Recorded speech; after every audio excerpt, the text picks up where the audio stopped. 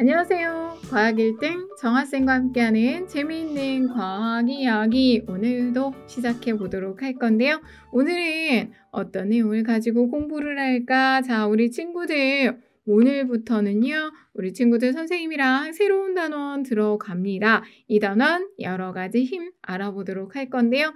자, 그러면 여러 가지 힘 중에서 어떤 내용을 가장 먼저 공부를 할까? 늘 그래왔듯 오늘의 주제 먼저 살펴보겠습니다. 오늘의 주제는 힘 그리고 중력입니다. 자, 힘과 중력에 대해서 알아보도록 할 건데, 자, 여러분들 선생님은 무슨 선생님이더라? 사이언스 티처 과학 선생님이야. 힘이라고 이야기하는 거 과학에서 말하는 힘이 무엇인지 오늘 정리를 해보도록 할 겁니다. 그리고 중력까지도 같이 알아보도록 할게요. 자, 그러면 시작합니다. 첫 번째 핵심. 힘에 대해서 먼저 알아보도록 할 건데요. 조금 아까 선생님이 힘이라고 하는 거 과학에서의 힘 알아본다고 했죠. 물체의 작용에서 물체의 모양이나 운동 상태를 변화시키는 원인을 우리는 힘이라고 하는데, 여기서 운동 상태의 변화가 뭡니까? 라고 물어보면 물체가 힘을 받아서 빠르기 또는 운동 방향이 달라지는 걸 우리는 운동 상태의 변화라고 이야기를 해요. 자, 이렇게 힘이 작용을 하게 되면 모양이나 운동 상태가 변하는데, 예를 들어 뭐가 있을까를 알아보면 조금 더 쉽게 이해가 될 수가 있겠죠? 먼저 힘이 작용했을 때 모양이 변하거나 운동 상태가 변해야 하는데, 그걸 우리는 뭐라고 하냐면 힘의 효과라고 합니다. 정확하게 발음하면 효과죠. 왜 여러분들 TV 보면 아나운서 분들은 효과적으로 이렇게 얘기하지? 근데 우리는 효과가 말이야 되게 좋아, 그 효과가 말이야 이렇게 얘기하잖아.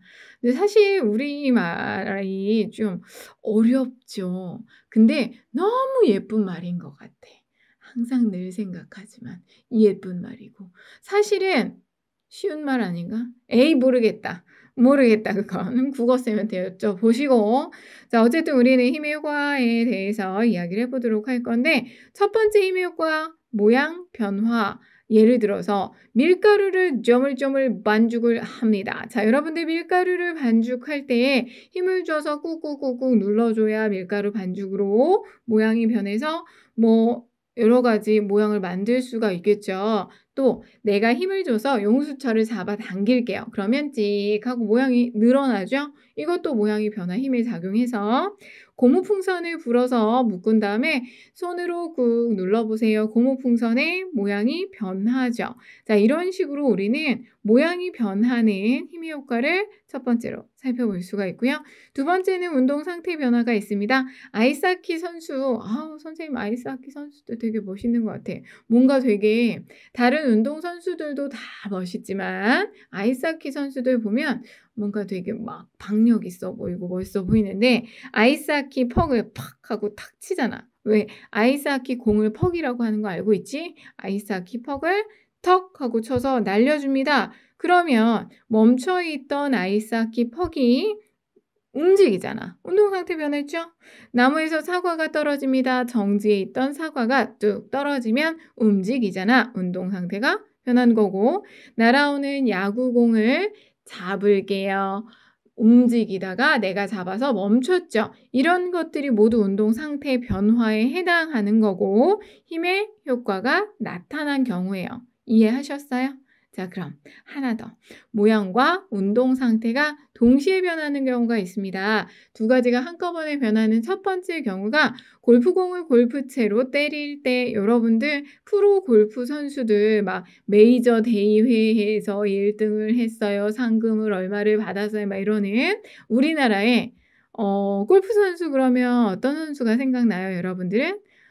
박인비, 박세리 선수, 최경주 선수, 되게 유명한 선수들 많은데 나는 그 선수들이 생각나는데 여러분은 누가 생각나려나? 이것도 세대 차이가 있을 것 같은데 어쨌든 간에 그 선수들이요 골프공을 칠 때 어마어마한 힘으로 쳐요. 그래서 우리가 그 초고속 카메라로 골프공을 골프채로 치는 모습을 촬영을 해서 살펴보면 골프공이 찌그러집니다. 골프채에 맞을 때 찌그러졌다가 뽕 하고 날아가는 모습 볼 수가 있어요. 모양 찌그러졌죠? 변하고. 그리고 정지해 있던 골프공이 날아가잖아. 운동 상태도 변하죠.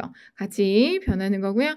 자, 테니스 선수들 테니스 칠 때 여러분들 프로 선수들이 테니스 공을 땅 쳐주면 우리는 그거 받지도 못해요. 아마 그 공 맞으면 병원에 실려갈걸? 어마어마하게 세게 치거든. 그때도 똑같이 초고속 카메라로 찍어주게 되면 테니스 공이 찌그러졌다가 반대 방향으로 운동 상태가 달라집니다. 야구 방망이로 날아오는 야구공을 칠 때도 마찬가지예요. 초고속 카메라로 찍으면 야구공이 찌그러졌다가 퉁 쳐서 반대 방향으로 이런 식으로 무언가를 움직이는 어떤 물체를 정말 센 힘으로 꽝 하고 때리거나 칠 때 모양과 운동 상태가 동시에 변한다는 거 우리 친구들이 확인을 하시면 돼요. 아셨습니까? 자, 이렇게 여러 가지 힘의 효과에 대해서 우리가 살펴보셨는데요. 물이 끓거나 얼음이 녹고 물체의 질량이 변하는 이런 것들은 힘에 의한 현상이 아니라는 거 우리 친구들 알아두시면 좋을 것 같고요.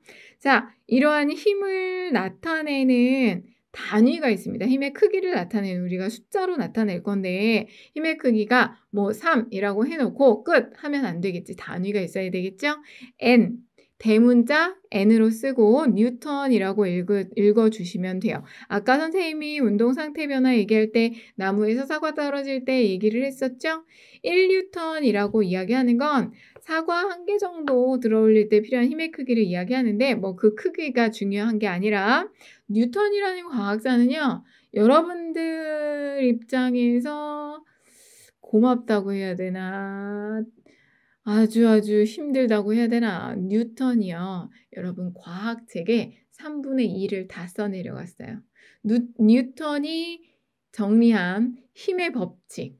이게 어마어마합니다. 그 내용을 가지고 우리가 여지까지 과학이 발전을 해오고 있거든.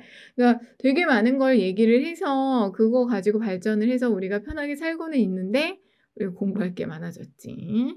자, 고마운 거 겠죠? 편하게 살고 있으니까 불편한 것보단 좋잖아. 자, 이러한 힘에 대해서 정리를 해봤는데 힘은 우리가 표시를 할 때 힘의 크기, 힘의 방향, 힘의 작용점을 나타내서 표시를 하거든요. 요 세 가지 방금 이야기해드린 힘의 크기, 힘의 방향, 힘의 작용점을 우리는 힘의 3요소라고 이야기를 하고요. 이러한 힘을 표시할 때는 화살표를 이용해서 표시를 합니다.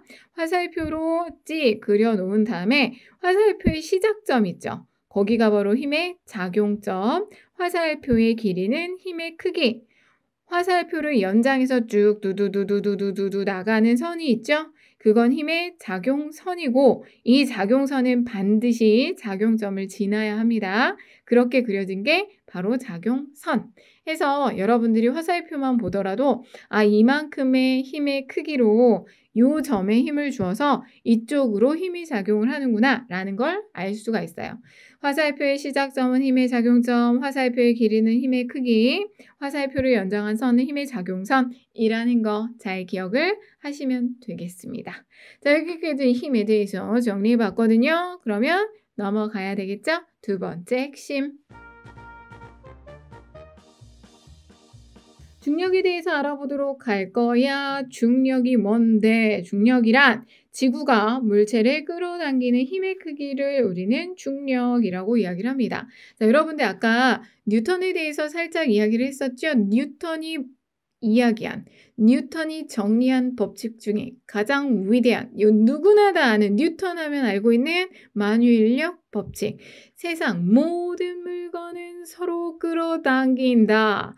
그런데 사과랑 지구랑 생각을 해봐봐. 지구는 대빵 커. 사과는 조그매. 그래서 둘이 서로 잡아당기지만 사과만 끌려가게 되는 거야. 결국은 지구 중력에 의해서 사과가 끌려간다. 그 만유인력이 이렇게 해석이 되고 있는 거죠. 이해됐는가?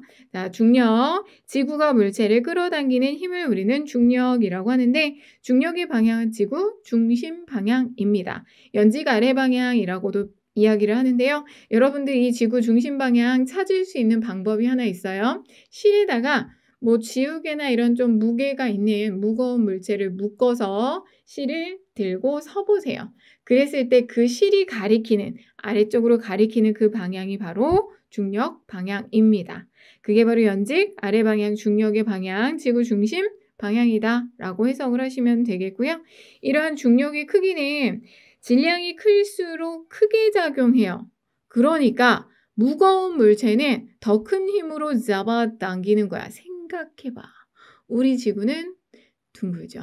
지구는 둥그니까 자꾸 걸어 나가면 어디든 가잖아. 한 바퀴 뺑 돌아오지. 근데 생각해봐요. 우리는 북반구에 살고 있지만 남반구에 살고 있는 사람들도 떨어지지 않고 그대로 있어. 근데 거기에 대빵 무거운 건물들도 그대로 다 있죠. 이렇게 무거운 건물들도 어떻게 지구에 그대로 붙어 있을 수 있을까? 그만큼 중력이 크게 작용을 해서.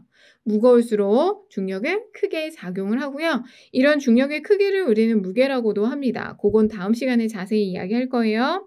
중력의 크기는 중심에 가까울수록 커져요. 아무래도 중심 쪽으로 갈수록 잡아당기는 힘의 크기가 커질 수밖에 없겠죠. 여러분들 우리가 공기의 양, 지구 표면으로부터 위로 올라갈수록 공기의 양이 어떻게 되는지를 살펴보시면 지구 표면에서부터 위로 올라가면 올라갈수록 공기양은 적어집니다. 왜냐하면 올라갈수록 중력이 약하거든.